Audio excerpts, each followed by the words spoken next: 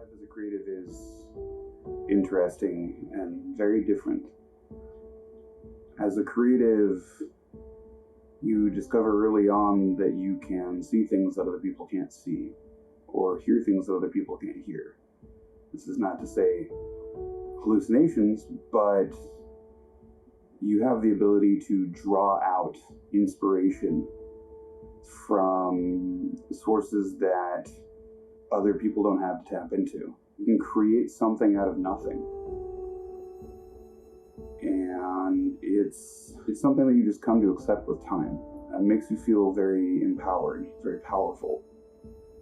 And it becomes a core part of you. But it's one of those elements that is a double-edged sword. In creative mode,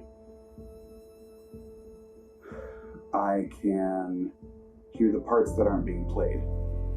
I can see elements and colors and images that haven't been created yet or shot yet. It's this wholly consuming feeling that leaves you with incredible sense of euphoria and fulfillment. But it's a double-edged sword. With creative mode, you burn out, you cycle, you lose your edge. It's like a fall from grace. You know, you get stuck. Blank page syndrome is a very real thing. Because of that, you end up in these cycles of intense frustration and depression that are continuously fed by your cyclical creative mode. One day you're up, the next day you're down. For me, I've had periods of months where I could get nothing out, and it didn't seem to matter what I did or what I touched. I had no inspiration. It's not like this is something you can give up. This is part of who you are. This is a facet of your personality that you can't overlook or get rid of. So you have to ride the waves with it as best you can. It's really tough because you're always chasing a high, so to speak. You're always looking for the next inspiration, the next project, the next idea, the next thing to pursue. And when you are stuck in the downward part of the cycle, you start turning to anything you can find. Some people turn to family and friends. Some people turn to music or art or movies. Some of us turn to drugs. You're just chasing anything you can to feel that inspiration again. Do anything you can to find that momentum again. Because when you're on the outside of the cycle, it's like you can't see. It's like being blind. The world doesn't look right to you. It's incredibly depressing and disheartening. It's a sickening feeling. You're just stuck in the middle of this, and you know what you've done in the past, but you can't find any inspiration, and it tears you apart because you know what you're capable of, or what you should be capable of, but you can't do it. Being cut off from it is crushing. One of the biggest challenges about being creative is that creativity and mental struggles go hand in hand a lot of the time. You know, depression, bipolar disorder, schizophrenia in some cases, all of these are very, very, very common in creatives. Because they go hand in hand, a lot of creatives tend to derive their most creative aspects from the pain and the darkest parts of their lives, the darkest parts of their psyche. I know that I personally find the most creativity out of pain, the most inspiration out of pain. I can look at something and admire how beautiful it is and want to capture it, and sometimes even successfully capture it or create it. But when it comes to my best work, it's always come out of pain. It's always come out of suffering, because that's what moves me. I can't tell you how frustrating it is to have someone comment that they really like a song, but they're wondering when I'm going to write something upbeat. I don't draw from that. I've tried, but it just doesn't come naturally to me.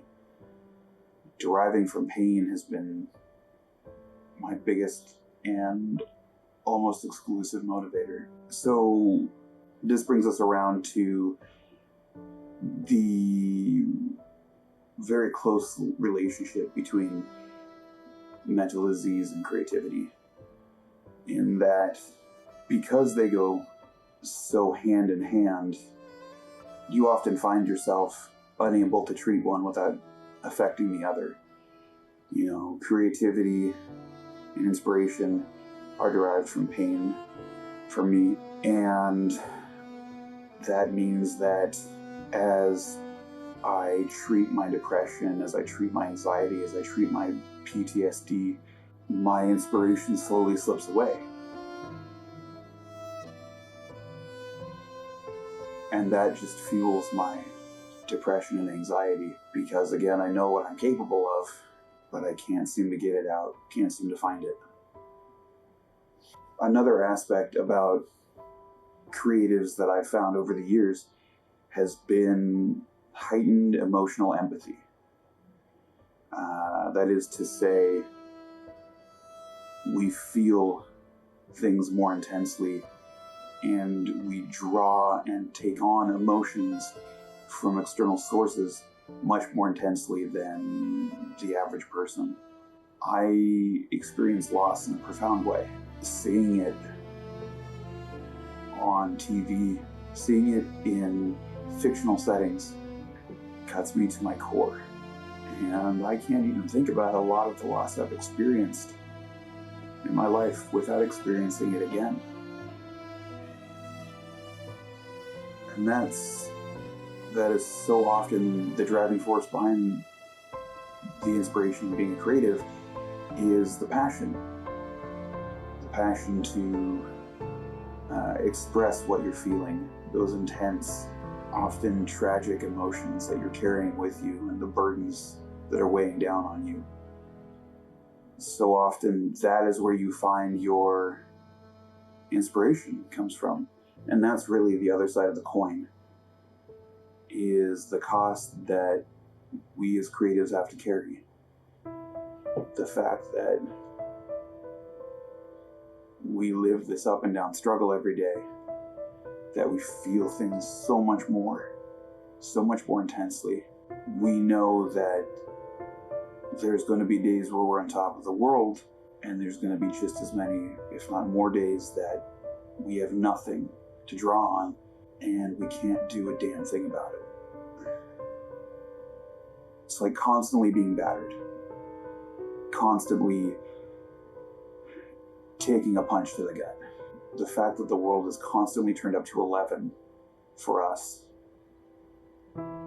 is taxing at best and crushing at worst. It's grating to have to feel this all the time, to have to hear this all the time, to have to hear the criticisms that we create for ourselves that are louder than anything else.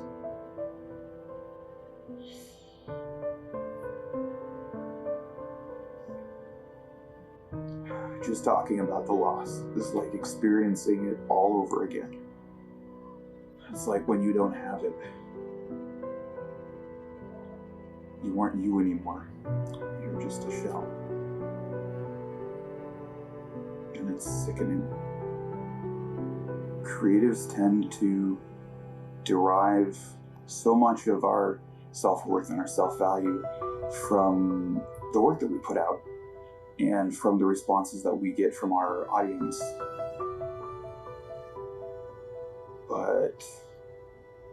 The terrifying part is what happens. The terrifying part is what happens when that's not enough. What happens when that external reaffirmation grows quiet? What happens when there's nothing telling us that we're okay?